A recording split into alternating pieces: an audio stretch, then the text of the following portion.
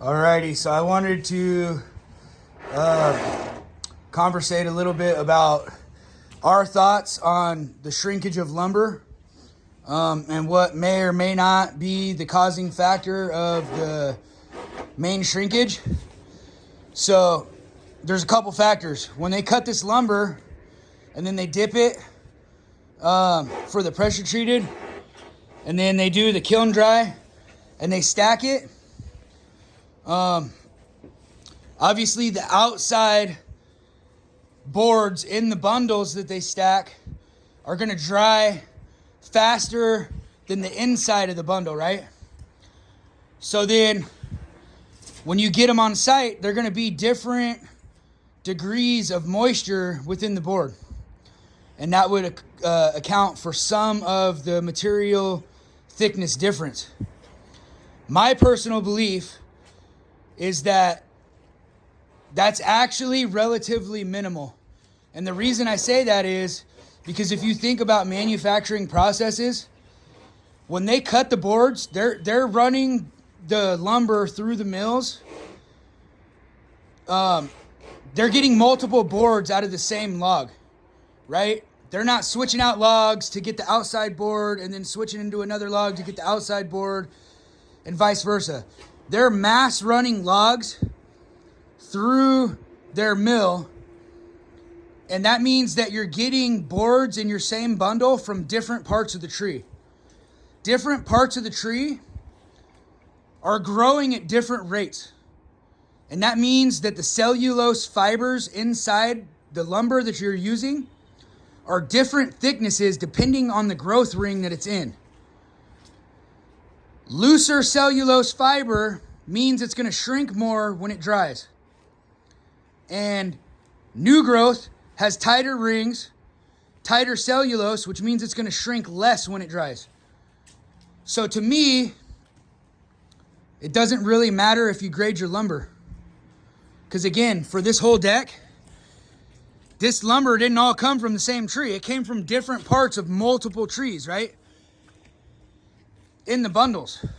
So even if I grade this out, yes, it might be a little bit wetter in certain parts than other parts, but my reality and my thought process is that that doesn't really matter because it really depends on where the board came from within the tree. If it comes from the outer rings, those cellulose are fatter, right? Which cellulose is like the veins of a tree, right? It's the fibers. And those are fatter. It's going to shrink more anyways. So what we try to do is we try to stack our lumber somewhere dry on site and let it dry out before we frame. And then the most crooked boards, we try to pull those out, and that's going to be our blocks. We cut those up for our blocks. Also, if there just so happens to be a couple boards that are like extremely wider than the other boards, then we pull those out, and we also use those for blocks. We could cut those up, but we could just shove them flush to the top. And if they stick down an eighth or something from the bottom, then it's no big deal. The other thing is that where you land on top of an object, that's where you really have a problem. Because over here at the wall, we flush those up to the top of the ledger anyways that we know is straight, right? And then if there's shrinkage, it's actually going to shrink away from the hanger, most likely, right? So we set all our stuff and then we shove our hangers up later, tight, hook it all up. You could notch where it's going to hit a post and there's difference, but then again, you still have to worry about shrinkage. No matter what, it's going to play some kind of role in your deck, right? The truth is that we're working with wood, and it doesn't matter if you're doing wall framing where you're mostly protected or this or that or the other. There's going to be some kind of movement in the material, right? Expansion and contraction. That's any material that you use. That's rock, that's metal, that's plastic. The engineers that test the products, those are the ones that calculate and account for shrinkage in their designs, right? So that's my process. and my thoughts of why and how we go about accounting for that in our material for these decks. This isn't a very big deck. It is kind of big. It's 1,000 square feet. It's not huge. If it was a huge deck, we would probably take the time to grade it out, but you're still gonna have crown differences from board to board. And if there's a huge crown, again, we try to get rid of that, but if we don't catch it, then we'll shave it down, right? And again, we don't take it all the way.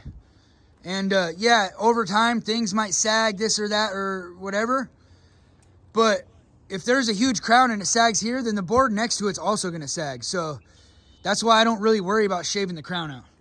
The main thing for me is that if you do shave, you're getting rid of the heaviest protection of your pressure treated. So you need to use another treatment of some sort where you're trimming your top flat surfaces so you don't get standing water where you got rid of your heaviest protection, right? And that's the whole point of joist tape, is to get rid of standing water.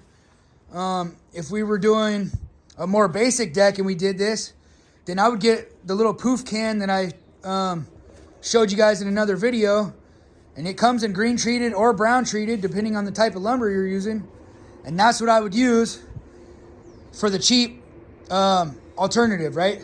Thanks for watching.